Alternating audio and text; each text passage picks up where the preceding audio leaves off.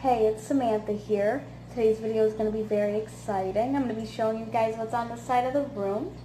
I've been kind of waiting to do this for a little bit. I think these animals are absolutely amazing and I am ecstatic to be able to show them to you guys, especially since they are going to be new to you. I have had them for, I would say, a good 2 years or so at this point. And I'm just happy to share them with you, and I'm glad to be back. I was unable to actually upload last week just because my week was so busy, but I really hope this video is going to be real interesting for you guys, and I'm excited to show you what's in this room. Alright, let's get to it. Alright everybody, so I want to talk to you a little bit about the first reptile I'm going to show you is enclosure. So I do believe he's in his cave currently. I'm going to leave him a little bit of a mystery until I can take him out to show you guys. So for this species, you do need a cool hide. I have this little turtle shell here for him. It is fake, but this side of his enclosure is about room temperature, so he can actually get away from the heat if he chooses to. You always need a water dish with pretty much any reptile. There are a couple exceptions. This piece of wood here is mainly for decoration. This species isn't really climbers. They're more of burrowers. You can see he kind of messes around with his substrate quite a bit. He does have a warm hide, which is his cave. And you do want to keep that about 90 degrees for the basking spot and the overall ambient temperature about 80 to 85 degrees, so he has a nice temperature gradient. I do have a couple of fake plants in there just for some decoration. And I do keep him on aspen just because they are burrowers and it holds tunnels very well. So he can stay nice and hidden most of the time because that's what he likes. He likes to be secluded. Alright, I'm going to take him out to give you guys a bit of a closer look in just a moment.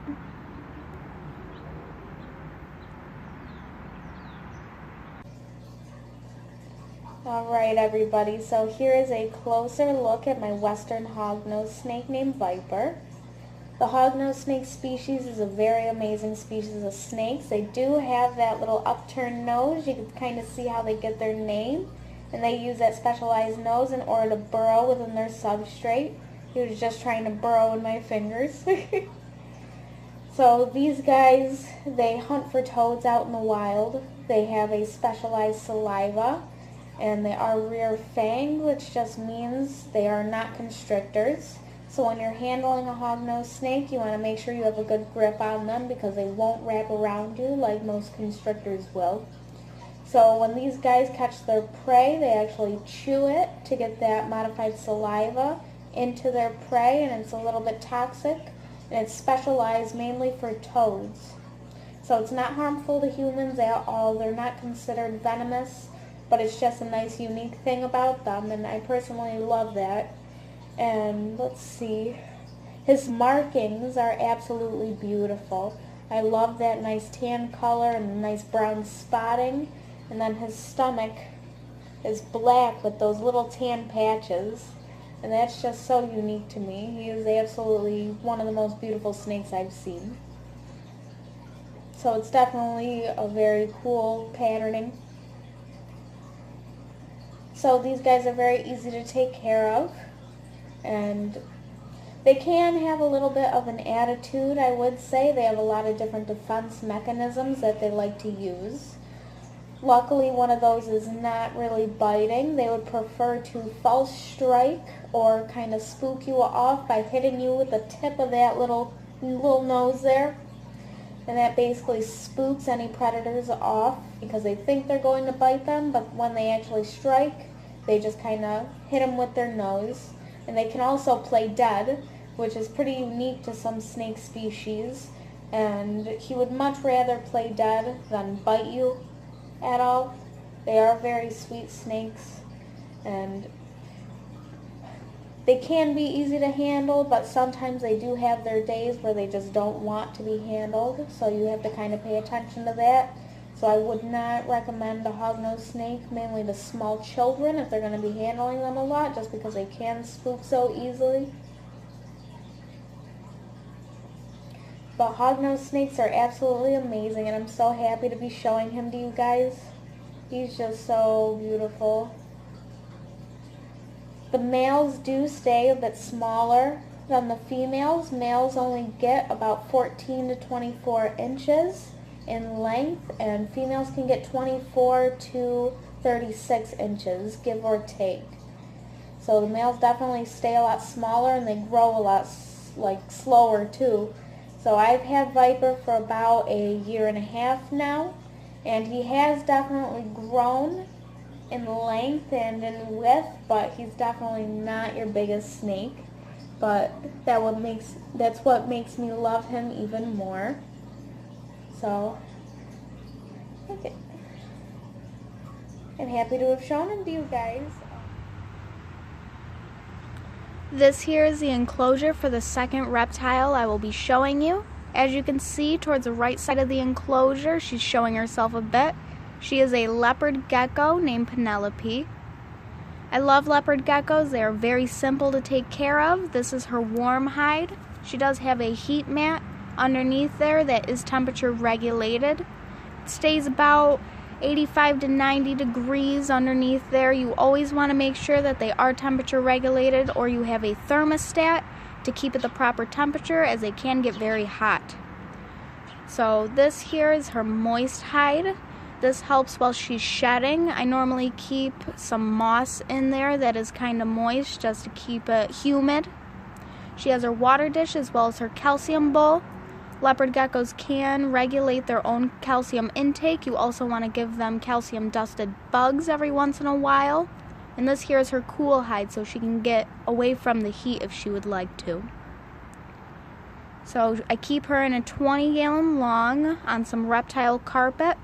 And this is her. She's very beautiful, and I will give you guys a closer look. Here is a closer look at my leopard gecko named Penelope. Leopard geckos are very good for beginner reptile hobbyists. They're very easy to take care of and very easy to handle.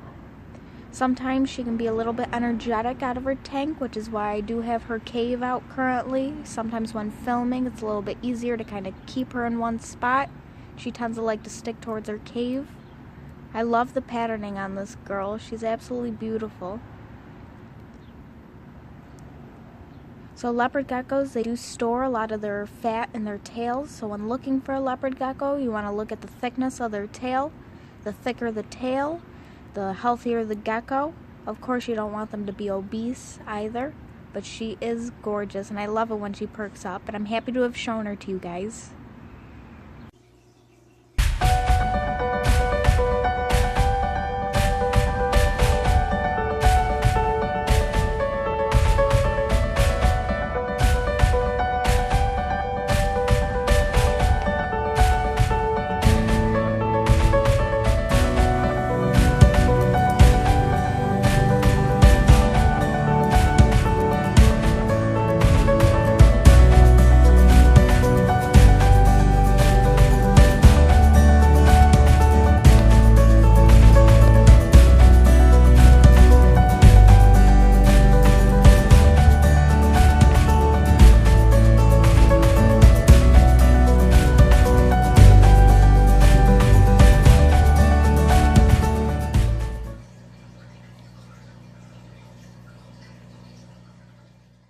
Alright everybody, so that's everything for today.